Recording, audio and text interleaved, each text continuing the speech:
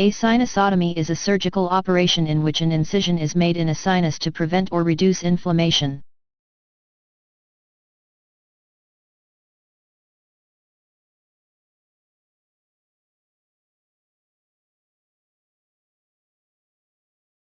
Sinusotomy, maxillary, antrotomy, intranasal. Topical vasoconstrictive agents are applied to the nasal mucosa. Local anesthesia is injected into the nasal mucosa. A trocar is used to create an opening into the desired antral window location. The opening is enlarged with biting forceps. The maxillary sinus can be inspected and irrigated with direct visualization.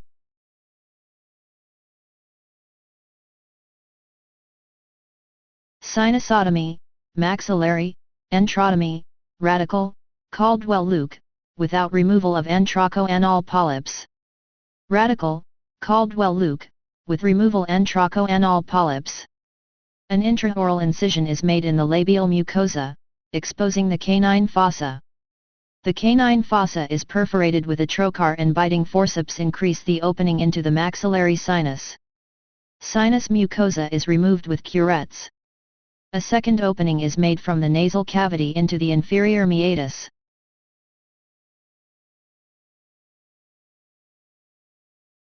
Topical vasoconstrictive agents are applied to the nasal mucosa and local anesthesia is injected.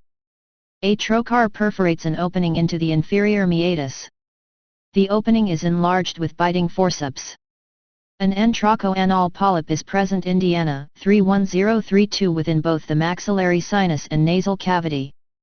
The mucosa adjacent to the natural ostium is removed with the polyps. The intraoral incision is repaired in a single layer.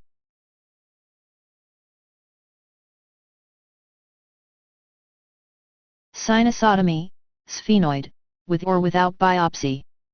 With mucosal stripping or removal of polyp, S. An intraoral incision is made in the maxillary labial vestibule. The nasal septal cartilage is dissected from the nasal floor and is detached from the anterior nasal spine. The anterior cartilaginous septum is displaced and dissection continues to the bony nasal septum. The physician uses rongers to remove the bony septum, exposing the sphenoid region.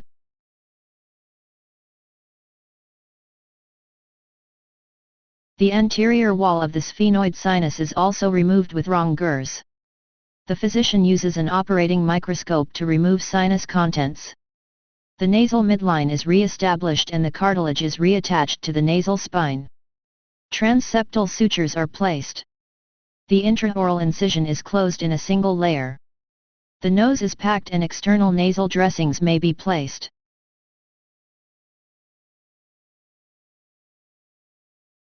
Sinusotomy frontal, external, simple, trephine operation. A small skin incision is made beneath the unshaven medial eyebrow. The dissection is carried to the frontal bone overlying the frontal sinus. The physician uses a round burr to make an opening into the sinus cavity. Tissue for culture may be taken at this time. The sinus is irrigated with saline solutions. 2 irrigation catheters are placed into the sinus through the bony opening. The wound is closed in layers.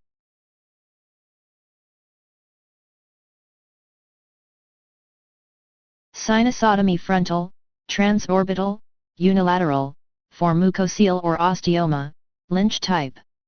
The curvilinear incision is made beneath the eyebrow along the medial orbit extending to the superior aspect of the orbit. The dissection continues to the bone.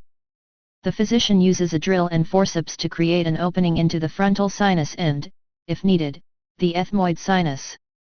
Pathologic tissue and diseased tissue membrane is removed with curettes. The inferior wall of the sinus can be removed, increasing the drainage from the sinus into the nose. The wound is closed in layers.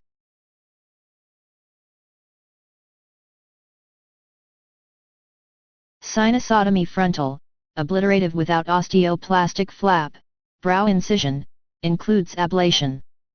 Obliterative, without osteoplastic flap, coronal incision, includes ablation.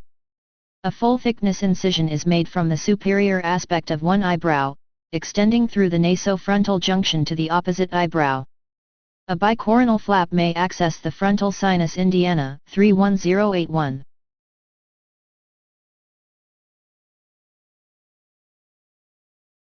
After the physician exposes the sinus, the frontal bone overlying the frontal sinus is removed with drills, saws, and chisels. The contents of the exposed sinus are removed with curettes and burrs. The nasofrontal duct is obstructed with an alloplastic or autogenous material, bone. The sinus cavity is obliterated with autologous fat harvested from the abdomen or buttocks.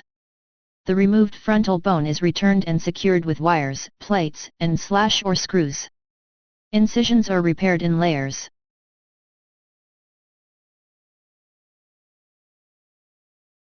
Sinusotomy frontal, obliterative, with osteoplastic flap, brow incision. Obliterative, with osteoplastic flap, coronal incision. The physician removes the frontal sinus mucosa and places material into the sinus cavity to prevent regrowth of the sinus mucosa. In the frontal sinus access, an osteoplastic flap is used. The periosteum of the excised frontal bone is preserved. When the frontal sinus is accessed by brow incision indiana 31084, an incision is made from the superior aspect of one eyebrow, extending through the nasofrontal junction to the opposite eyebrow. Sinusotomy frontal, non-obliterative, with osteoplastic flap, brow incision.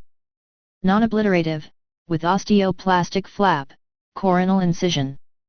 An incision is made from the superior aspect of one eyebrow, extending through the nasofrontal junction to the opposite eyebrow. A bicoronal flap accesses the frontal sinus indiana 31087. The physician removes the frontal bone with attached periosteum overlying the frontal sinus using drills, saws, and chisels.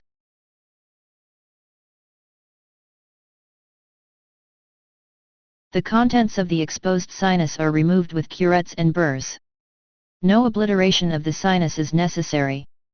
The frontal bone flap is returned and secured with sutures, wires, plates, and or screws. The incisions are repaired in layers.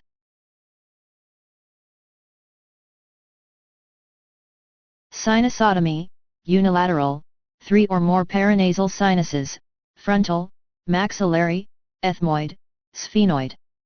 The physician uses multiple approaches to the sinus including, intraoral, intranasal, skin and or bicoronal incisions.